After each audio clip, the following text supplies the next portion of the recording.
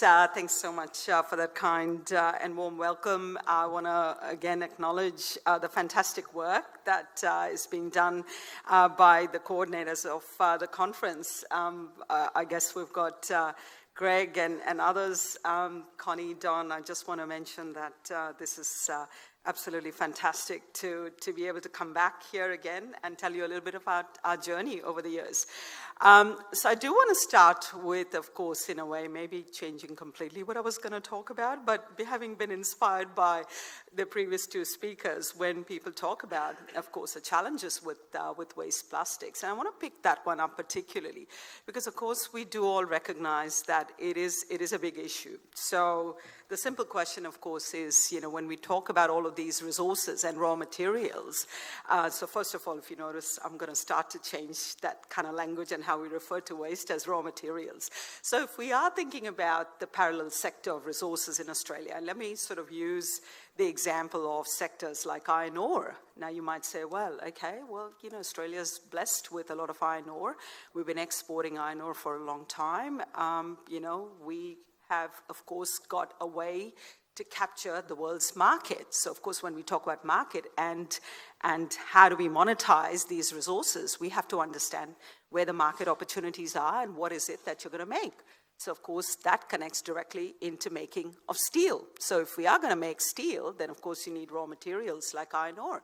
So it's the exact same parallel situation here. Our raw materials, our resources, whether it is our plastics or indeed our metals, have to actually be functionalized to be able to make high-performance products. And if we are going to do that, then, of course, we need to understand quality of that feedstock that we're dealing with. So if we need to know what quality feedstock we have, as we've heard, we need to manage it. That means we need to understand what these raw materials are. And we simply can't sort of assume that we're going to just have standardized markets when manufacturing is changing significantly. So again, if I use plastics as an example and go, okay, well, what are some of the emerging technologies coming about in the world of broadly using plastics? We all know it goes into making our cars. We know it goes into making electronic devices. So why are we not connecting the dots between where our feedstock, our plastic raw materials that come from all of these supply chains, which yes, whether we make cars in Australia or not, we do have all of those resources, all those plastics in our electronics, in our automotive sector. What happens to those materials? Of course, at the moment, we put them in the too hard basket. And of course, we see category 7.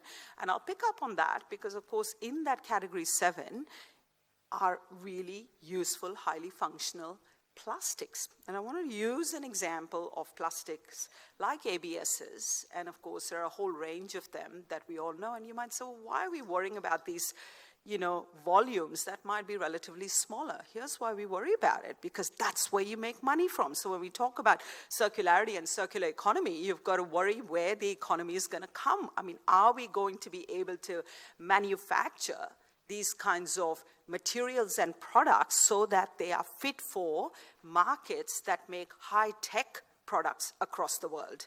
And this is really the connectivity. So on one hand, we're using devices and products, but on the other hand, what we are doing is we're letting go. I mean, the fact that half of our metals are being exported, we might feel really proud, they're going into recycling, but guess what? They're going into somebody else's recycling somewhere else in the world, and somebody else's manufacturing somewhere else in the world. And these are the devices that come right back to us, and we pay good money for it. So why don't we start to recognize the fact that all of these resources, whether they are our copper, cobalt, manganese, zinc, all of this is present in all kinds of materials that we use, products that we use. So let me pick up the example of plastics that I was giving you earlier. So here's an example of what we have done with those rather difficult to recycle plastics. Those plastics that might have been considered non-recyclables or too difficult, we've actually shown that it is possible in our microfactory to be able to convert those plastics into these plastic filaments. Plastic filaments are the traditional feedstock that go into 3D printers. So when you start to imagine, well, here's an opportunity for all of us across the country, no matter where we're located, we need to be able to recognize that our partnerships with industries, with councils, affords us a fantastic opportunity, because once we start to convert that waste, that raw material, into a high quality feedstock, which is what these plastic filaments are, they are worth a lot of money. So it's back to that point. Does the economy make sense in this particular instance? Well, it has to. Otherwise, what are we talking about? How can we ever start to create those market opportunities unless and until we create a high quality feedstock? And in this instance, these are worth of the order of about at least $20 to $30 a kilogram, right? Now, why does this matter? Because this is how a lot of manufacturing is happening, as you can imagine, globally. Niche, high quality products. You can make all kinds of fabulous filaments to make end products. Now, again, you might say, well, can we do this in Australia? And the short answer is yes, absolutely. A whole range of different solutions with our microfactories in partnership with businesses and councils. And I am going to embarrass Peter Windley. So Peter, take a bow. Come on, Peter, don't be too shy. Take a bow. Peter Windley from Shoalhaven City Council has been an absolute champion, really enabling us to take and bring our microfactories to life. And this is where, for me, partnership matters, because when we work with our local council partners, we're able to demonstrate that we can convert these difficult materials, the ones that even globally people are finding hard to recycle, we're reforming them. So we're saying, let's go beyond that kind of notion that recycling is all about like-for-like conversion. Let's reform it, create these plastic filaments. So you might say, well, okay, that's all well and good, but really does it matter? We could be making this, we could be exporting it. That's one obvious market opportunity, because guess what? At the moment, in Australia, we are importing plastic filaments from other countries. So why don't we make our own? And let's start to turn the tide around and see if we can export this and make a bit of money out of our resources and raw materials. Now, again, does it matter in local projects happening in Australia? Absolutely it does. When we were approached by people who were actually waiting during COVID times to be able to source and procure these plastic components, and I'll put one up just to show you that this is what we actually offered to these guys, made out of 100% plastic filaments that you just saw in our microfactories, to be able to convert them into these clamps that then went into these kinds of construction projects. Again, why does it matter? Because you might say, okay, well, not only is it enabling a local company to actually use locally made products, but it's also enabling that supply chain to be developed. So suddenly you've got a demand for these products. You've got demand for what happens when it comes to that feedstock. Remember, we started with that feedstock, that plastic that got converted into filaments that then got 3D printed. So what this actually means is when you start to look at a whole range of those difficult or non-recyclable plastics, we actually know that it is doable. Technology now is there to make it happen. That partnership of councils with industry partners. So the partnership that Peter has got at Shoalhaven City Council with Kandui Technologies means that we've got the capacity right here in Australia, and I think we need to be proud of that. We need to be proud of the fact that there are Australian businesses, SMEs, who are not only able to do this kind of manufacturing, but they're also able to, that inspiration piece we were talking about, inspiring young people to see this industry as an industry of the future, because it can actually deliver those raw materials into high-tech sectors. Now you might say, well, where's the high-tech in all of this? The high-tech comes all across that supply chain. Making these extremely thin filaments is not easy. Of course, as you can imagine, because it's not just making filament, it's got to be good enough, fit for purpose in this case for 3D printing. And of course, once you do that, you've then opened up a whole new export opportunity. So these are the kinds of things that we need to start to think about. So when you again start to question what's happening to all of those electronic devices, remember we talked about automotive sector. And yes, in the automotive sector, we've got plastic waste, we've got tires, and I'll mention tires in just a moment. But when it comes to electronics, you might say, well, what do you do with all those difficult circuit boards, for instance? There is a lot of copper in them. What do you do with all those expensive feedstock materials that were expensive? Remember, somebody somewhere in the world has made it. it costs a lot of money. Copper is not a cheap metal. So here we are, we're taking, in fact, all of these important materials that somebody somewhere in the world has converted into circuit boards and put them into batteries and put them into all kinds of sensors and so on. But yet when these devices become obsolete, we're basically saying, well, it's just a waste. So, let's just worry about how we can, export it. But I would actually argue it's an opportunity for us right here in Australia to convert those, reform those into those high-value metals and high-value carbons. Now, I'll come to solid carbon in just a moment. But the reason why I use these two examples is when you think about those important metals like copper in our circuit boards, plastics is present on those circuit boards. Remember, it's a multi-layer system. That multi-layer system where you've got plastics and copper present together in a highly integrated form means you've got an opportunity to get two materials out of it.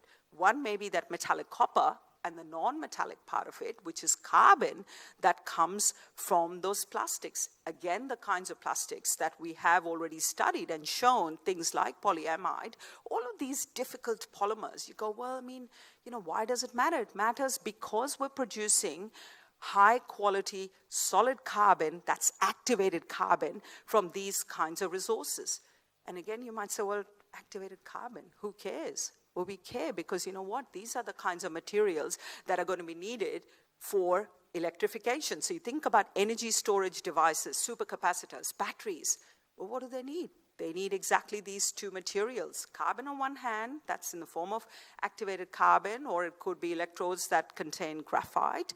And on the other hand, you've got all kinds of other metals and metal oxides that are also part of these energy storage devices. So you've suddenly now started to join the dots between what we considered as raw materials that might have been low value to what we're now talking about is the opportunity to harvest these kinds of resources and add value right here. So we talk about creating value. That waste to value proposition comes from the fact that we need to understand markets and what is the value in the marketplace. So the fact that we might be exporting resources in the future that are not about all these materials that we deem waste and we let somebody else's smelter in some other part of the world extract value, what we are really saying is, no, actually, let's value add right here. Let's monetize those. And you can imagine in the future that having all of these opportunities in Australia to create those important metals and activated carbons and metal oxides, all of these are what's needed for electrification. We know we're already on that path of electrification, and we've heard terms like decarbonization. Well, where is that going to come from? What does it actually mean in practice? What it actually means is if we are able to manufacture all these important materials, our copper and cobalt and manganese, zinc, carbon, this whole smorgasbord of different elements and metals and metal oxides, we can then be in the driver's seat supplying into all of those countries that might say, well, where are we going to find these sustainable materials from? People are after sustainable materials that are produced with the lowest possible carbon footprint. So why don't we sit in the driver's seat and say, we can make these important niche materials? So what's stopping us now is actually proving performance. And that performance is where, of course, research takes us all the way from seeing something as waste, not as waste, but as raw materials, manufacturing those materials, putting them into devices. So yeah, you can actually make electrodes, carbon electrodes, that then go into those supercapacitors. So you can start to see we're moving up the value chain. And as we move up the value chain, there is no stopping us to getting to the point that we will start to produce those parts, those components. And yes, if we want to do our repairs right here in Australia, we need those materials to 3D print various parts and components. So when we talk about repair, we need to keep in mind that the key foundation in any repair and remanufacture strategy has to be about supplying those important materials. But what makes them suitable for all these different applications are their properties. So why would you look at a particular metallic alloy like copper? It actually does the job, and you need to measure its conductivity. If you look at things like carbon that I was talking about, activated carbon, that goes into making these supercaps, are their properties. For example, its surface area. So you can start to see that in all of these cases, it's not just about saying, well, I've made these materials, now I'll let somebody else worry about how they use it. No, I think we should be in the driver's seat, because guess what? If you can make high-performance materials, you will get paid for that resource appropriately.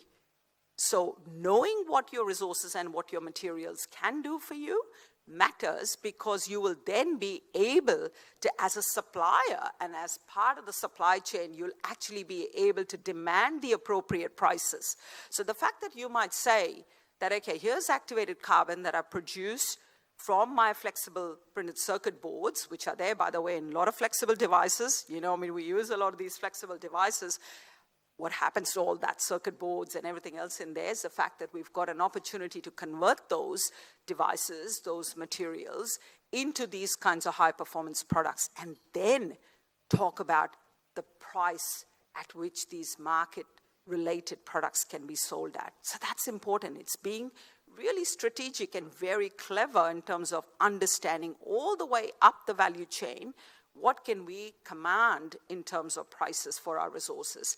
And this is where, of course, as you can imagine, to be able to be a country that's going to drive decarbonization in the future, we have to start to think about how we actually look at resources. Yes, it's about typically how we've mined resources from underneath the ground, but what we are really talking about here is how do we actually design those resources and materials with starting from our waste that we have plenty of, and of course converting those into these high-performance materials.